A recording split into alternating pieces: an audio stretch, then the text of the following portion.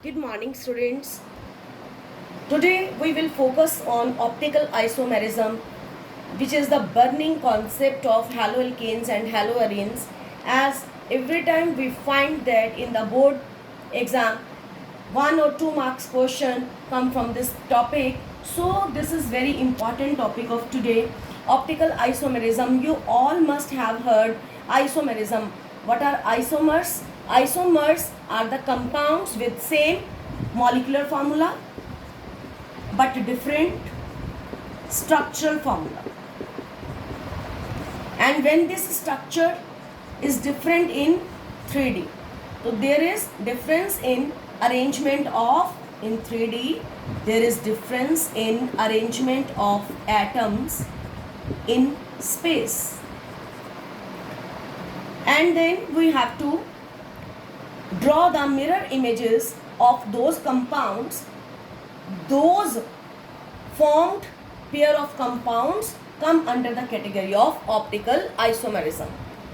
तो एग्जाम्पल के साथ इस कॉन्सेप्ट को समझते हैं और इसमें हमारी जो मेन इम्पॉर्टेंट टर्म्स हैं वो क्या रहेंगी. What is optically activity, what is chiral carbon. तो first of all chiral carbon is what. When one carbon is surrounded by 4 different groups, such carbon is marked with asterisk and is called chiral carbon. Chiral carbon means asymmetric carbon जिसके इर्द गिर्द 4 different groups लगे हैं.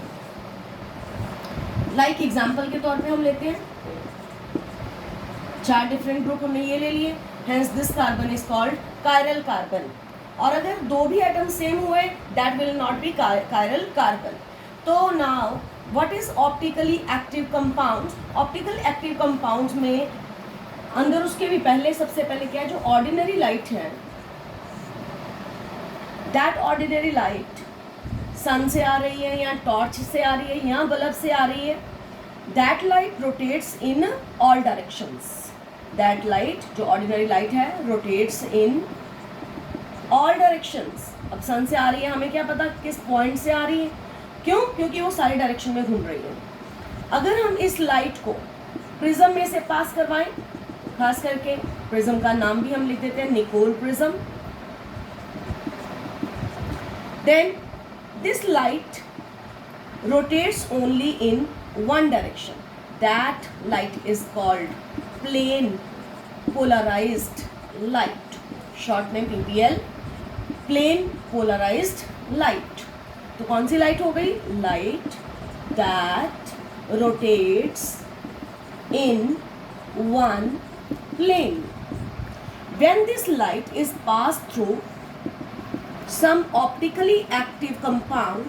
ना यहीं पे हम term करते हैं what is optically active compound. तो ऑप्टिकली एक्टिव कंपाउंड वो कंपाउंड होता है which has ability to rotate the light either in clockwise direction or in anti-clockwise direction. तो इसके अंदर ये प्रॉपर्टी होती है कि प्लेन पोलराइज्ड लाइट को रोटेट करवा सके. किन डायरेक्शन में, अगर क्लॉकवाइज घुमाता है, सी कैसे, ये पहले प्लेन पोलराइज्ड लाइट अगर क्लॉकवाइज घुमाया तो that substance is called dextro rotatory. और उसने अगर इसी लाइट को एंटी क्लॉकवाइज घुमाया, एंटी क्लॉकवाइज में रोटेट करवाया, एंटी क्लॉकवाइज में, then this substance is called laevorotatory. तो ये सब्सटेंस जो ऑप्टिकली एक्टिव है, it may be laevorotatory, it may be dextrorotatory. When dextrorotatory, when it rotates the plane polarized light in clockwise direction, or when it is levorotatory, when it rotates the plane polarized light in left or anti-clockwise direction. So levorotatory को minus से और dextro को positive से. तो already भी हमने ये concept पढ़ा है और इसीलिए हम अभी दोबारा से इसको रिपीट कर रहे हैं because it is very important topic. क्योंकि यहाँ से मुझे अब आपके साथ शुरू करना है. ऑप्टिकल आइसोमेरिज्म में 2 कॉन्सेप्ट, इनैंशियोमेरिज्म और डायास्टीरियोमर्स. तो क्या होते हैं, तो अभी हमने सिर्फ 2 ही टर्म्स पे कॉन्सेंट्रेट करना है which is the main part of this chapter. तो क्या करने जा रहे हैं, इनैंशियोमर्स क्या होते हैं और डायास्टीरियोमर्स क्या होते हैं, दोनों की डेफिनेशंस क्या हैं और दोनों में डिफरेंस क्या है. Only this is the topic of today. तो by taking very simple example I will clear all this terms. 2,3-dibromopentane. पहले इसका स्ट्रक्चर ड्रॉ करते हैं. Pent means 5 carbon, ane means सब में सिंगल बॉन्ड, 2 और 3 पोजीशन पे ब्रोमीन और बाकी सब जगह पे को हमने कैसे कंप्लीट किया, H लगा. यहाँ पे अगर हम देखें 5 कार्बन, 1 2 3 4 5, क्या आप बता सकते हो कौन सी कायरल है? तो दिस कार्बन, अगर आप इस कार्बन को देखो, कायरल है कैसे है, एक मिथाइल ग्रुप, एक H, एक ब्रोमीन, ये कार्बन और बाकी ये सारा 4th ग्रुप. ये कार्बन कायरल कैसे है, एक हाइड्रोजन, एक ब्रोमीन, एक इथाइल ग्रुप और ये एक सारा ग्रुप. क्या ये कार्बन कायरल है? No. Why? Because of presence of 2 same hydrogen atom. तो only there are 2 chiral carbon atoms. अब कायरल कार्बन एटम का नंबर जानते ही we can find out number of stereo isomers, जिसका फॉर्मूला है 2n, where n is the number of chiral carbon atoms. तो हमारे पास इस स्ट्रक्चर के लिए कितने स्टीरियो आइसोमर्स आ गए? 2 कायरल कार्बन, 2 का पावर 2 बन गया 4. यानी कि वी कैन ड्रॉ 4 डिफरेंट तरीकों से हम एक ही कंपाउंड को ड्रॉ कर सकते हैं. और अब वो 4 मेथड कैसे ड्रॉ करने हैं मैं आपको वो बताने जा रही हूँ. तो यहाँ से इन्फॉर्मेशन आपको कायरल कार्बन की मिली, यहाँ से इन्फॉर्मेशन स्टीरियो आइसोमर्स के नंबर की मिली, और अब हम ड्रॉ क्या करने जा रहे हैं, इनकी इसके लिए, इस मॉलिक्यूल के लिए 4 डिफरेंट पैटर्न्स, कोई उसको हम 3D में कैसे बना सकते हैं. उसके लिए फिशर प्रोजेक्शन फॉर्मूले की हेल्प लेते हैं. फिशर प्रोजेक्शन फॉर्मूले में ये जो सीधी इस तरह से लाइन बनी है उसको हम वर्टिकल फॉर्म में बनाएंगे. ये कायरल कार्बन सेकंड वाला है, तो ये कार्बन अंडरस्टूड है, यहाँ पे कार्बन है, ये कायरल वाला है, और पहले वाला CH3 और ये 2 कायरल कार्बन, और उसके बाद इन दोनों को इकट्ठा करके हमने क्या लिख दिया, C2H5. अब ये 2 ब्रोमीन और 2 H लगाने हैं. तो सपोज एक H इधर लगा दिया, एक Br इधर लगा दिया, हम किसी तरीके से भी लगा सकते हैं. तो हमने इस तरह से इसको लगा दिया, ये कंपाउंड नंबर 1 बनाया. तो ऑप्टिकल आइसोमर का मतलब है, अब मैंने इसका क्या ड्रॉ करना है, मिरर इमेज. तो let's draw it's mirror image. हाँ, ये मिरर रखा हमने, ये मिरर का जस्ट एक सिंबल ड्रॉ कर दिया.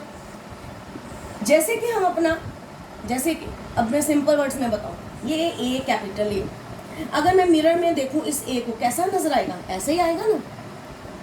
ये ए को जब उठा के मैं इस ए के ऊपर रखूँगी, सेम शेप आ जाएगी.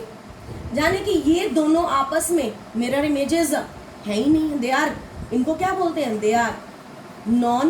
दे are superimposable mirror images, जो बिल्कुल एक दूसरे के ऊपर फिट आ जाए.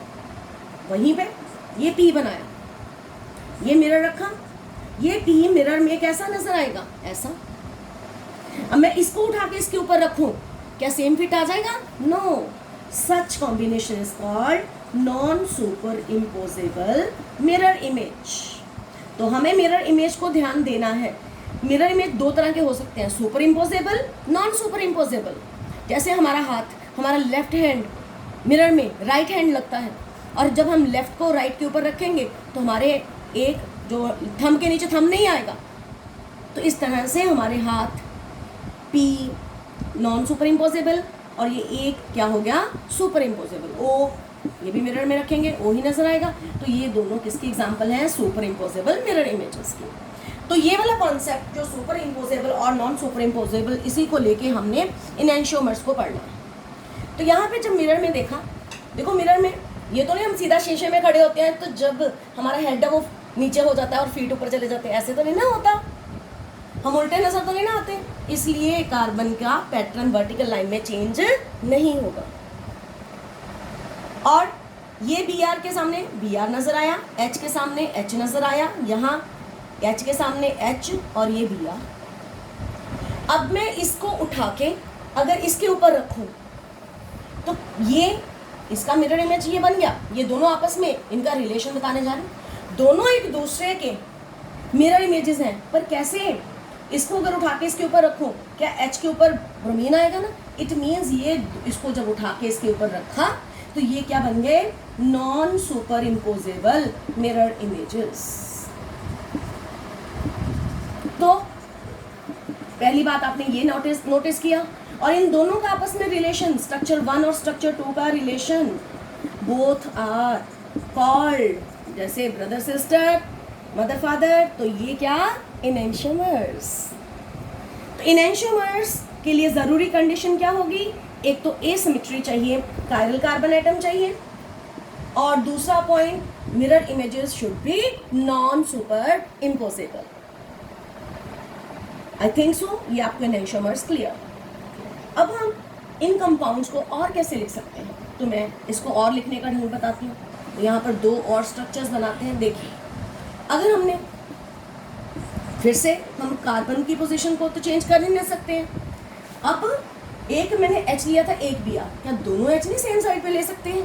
बिल्कुल ले सकते हैं। अगर ले लिया, इस तरह से पैटर्न बना, और 4th पैटर्न, ये 3rd पैटर्न हो गया। हमने 4 बनाने थे, हमने कहा था यहाँ पे 4 स्टीरियो आइसोमर्स बन गए, 1 2 3। अब 4th वाला कैसे बनाएंगे आप खुद सोच सकते हो, अपना ही दिमाग अब लगाना। अब ब्रोमीन में लेफ्ट साइड पे कर देती हूँ, H राइट साइड पे कर देती हूँ, बाकी तो कुछ चेंज होना ही नहीं है। और रादर ये दोनों का आपस में क्या रिलेशन हुआ? ये दोनों आपस में क्या बन गए? Non superimposable mirror images. तो 3rd और 4th का भी आपस में रिलेशन क्या आ गया?